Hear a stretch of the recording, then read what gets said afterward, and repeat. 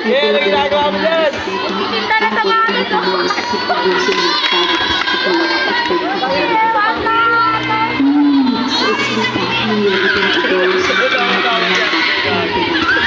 Ang ganda na po niya.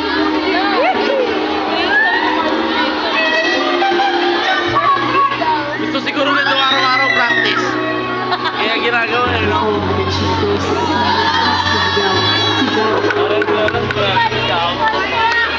Practice tayo kahit wala na sayaw. May practice ba yun mamaya? Practice kahit na lang.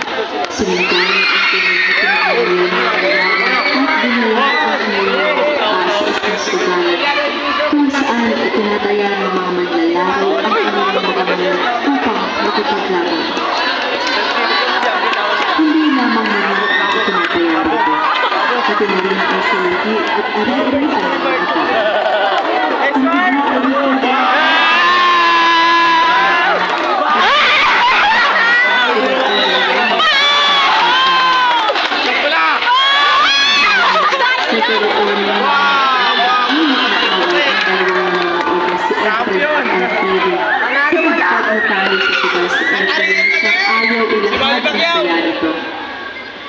Nalungkot si Esvita sa kanyang isipan sa pagtutuluyan na nagiging tamad ang kapwa Pilipino.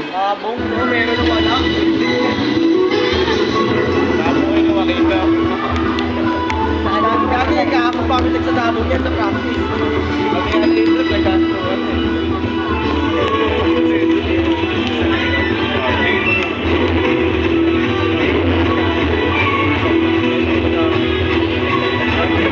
Matayo si Patawel, no? Mapapasayaw nito. Galing mo!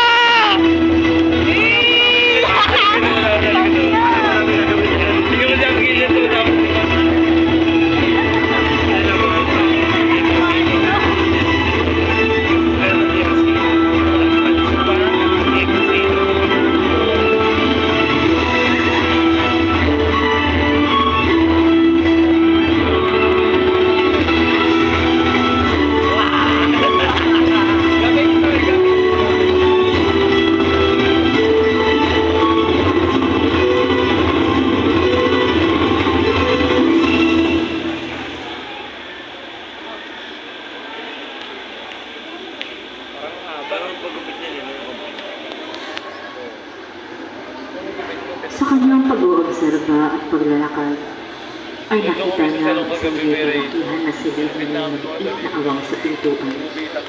Dito natagpuan niya ang isang pagpupulong ng mga kalalakihan at kababaihan. Kanyang naririnig ang pagtatalo at pagsisigawan ng mga kasama sa pulong. Dito napagtanto ni Esvita na ang mga kasama sa pulong ay mga rebelyo at nanibabaw ang malakas at sabay-sabay na sigaw ng mga kasama. Panahon na para ipabagsak ang Kastila at gobyerno.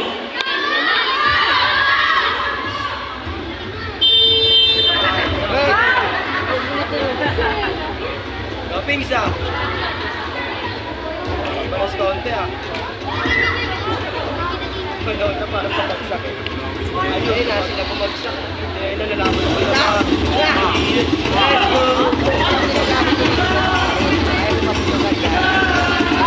barilin mo yan! Barilin mo yan! Barilin niyo kami. Wala na sa script yun, pre. Wala na sa script yun. Hindi kasama sa practice yun. Ayun na sila oh. Ayun ang pure yun. Ayun, may nito.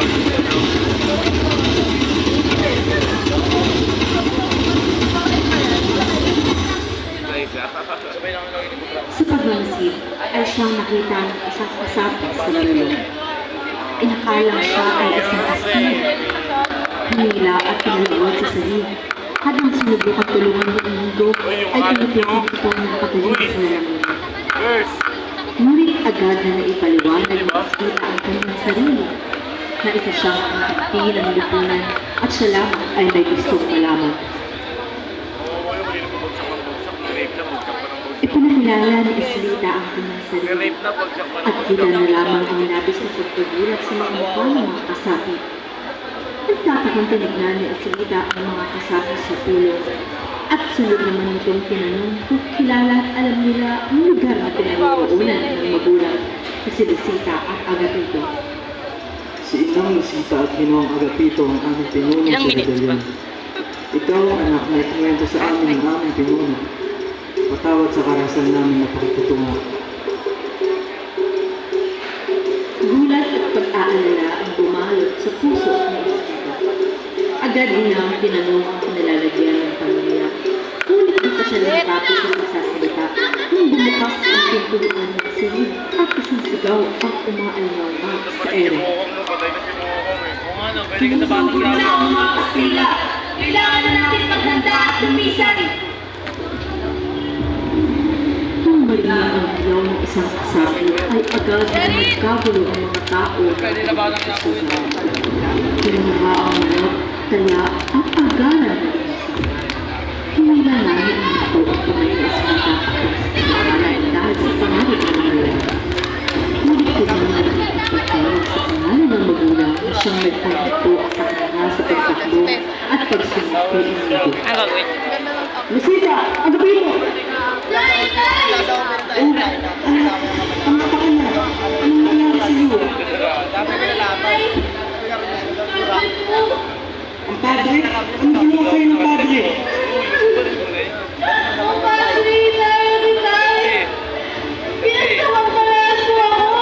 Guntik na padre yan!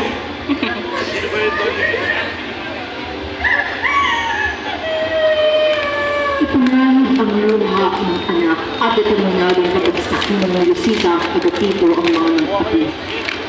Sinabihan si Esmita na manatili sa silid kung saan nagsimula ang pagpupulong at huwag kailanman lalabas dahil sa laban na magaganap. Lumatili ka sa silid kung saan nangyari ang pulong. At huwag ka kailanman lalabas. Sapagkat pangalit sa labas. Hindi kita, anak ko. Nagpabulit ismama si Esmita dahil sa kagustuhang makipaghiganti sa lahat na nanakit sa kanya at sa kagustuhang tumulong sa magulang. Ngunit ito ay hindi pinahintulutan. Lubos mang nagmamakaawa at nagpupumilit ay hindi pinahintulutan ang balaga. Ikinulong sa silid kasama si Inigo sa Esmita sa pagkatakot na ito'y kumawala. Ilang sigaw ang pinatawag ni Esmita. Inay! Ako pa inyong nakawalan! Parang kawalan ako! Inay! Inay! Walang nagawa ang dalaga at nagdasal sa nakatataas na lamang para sa pag-iingat ng magulang. May natinalayo ni Esmita ang sunod-sunod na putok ng mga baril at sigawan ng mga tao. Napakapit siya kay Inigo at nag-iinang umiyak sa lapis sa pag-aalala at takot. Kung ano man ang nangyari ay hindi malalaman ni Esmita.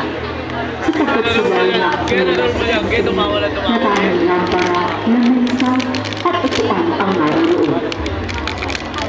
Nagbukas ang tumambad ang Inigo at malimit.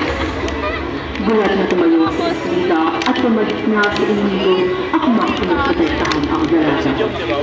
Pinutukan ng baril ang dalawa. Hindi man naiintindihan ng Inigo ay alam nila ang nangyayari kung hindi siya lumakad ngayon. Sa panahon ng kanyang paglalakbay kasama ang dalaga, iba't-ibang emosyon ang kanyang nararamdaman.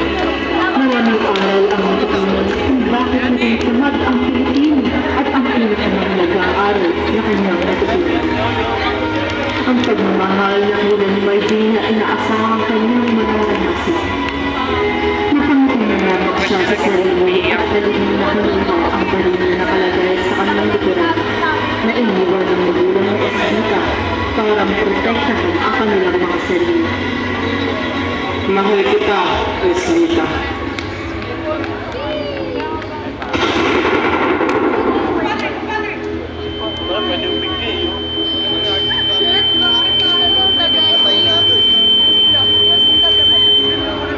Alam niya sa sarili na siya magtatagal pa.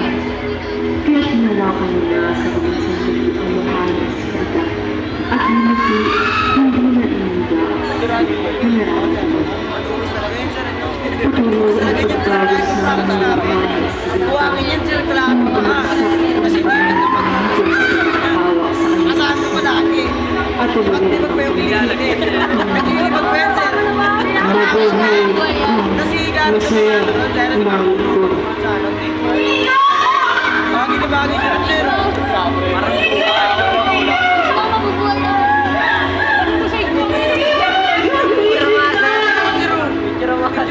Nang mapagtanto na hindi na ito magkakasumpa, ay kusang sumumpo na ang dalaga. Ngunit bago ito umalis, ay nalitan niya ang binata na sa kabilang ay bago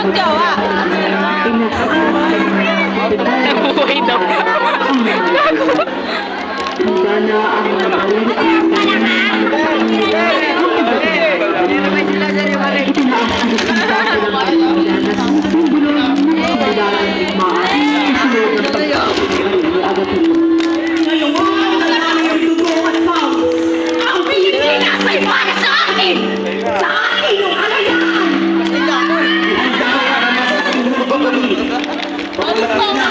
Ang araw ng pagmulat ng ating mata Oo, ikaw nila. at yung sinapaghihingan ng Pilipino at paalisin ang banyaga. Sumugod ang mga Kastila, dala-dala ang armas at sunod-sunod ang mga pasok at nagkakaroon.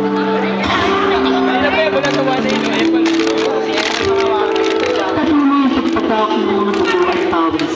Ang palang bandila ngayon ay nasa lupa ng bago. Mula pa lang ay malalaman na kung sino ang magwawagi dahil sa dami ng Kastila na siya'y pumapalibot sa mga rebelde. At sa huli na kagato sa mga rebelde na tulong-tulong.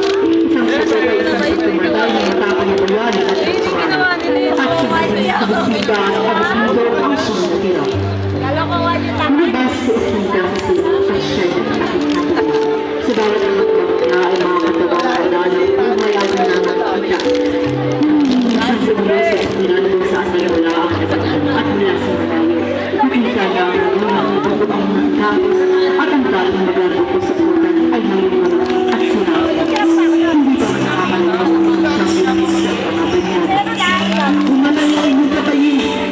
Naglalalaking anak. Gagawin ko ang lahat.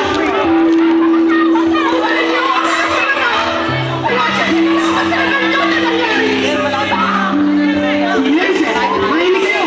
Ito ang nakakasakasulat ko. Umagay nyo! Matawag ko! Patayin ko! Maganda! Nabuhay ang matagal